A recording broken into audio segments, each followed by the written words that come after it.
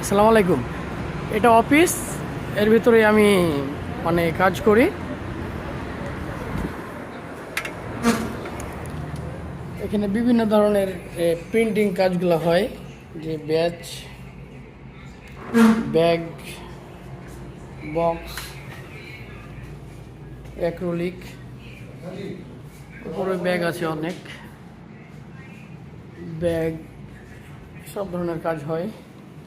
मैं एक टेस्ट किया, पेपर पेपर ला आगे नहीं पेपर लगा के नहीं टेस्ट नहीं, करना। मैं ऐसे टेस्ट किया बस, सारा फाइल रेडी कर दिया, बस आपको दिखाने के लिए गए, बस जाके प्रिंट करेंगे। उतरेगा ना, उतरेगा वो टेप है, सफाफ टेप है।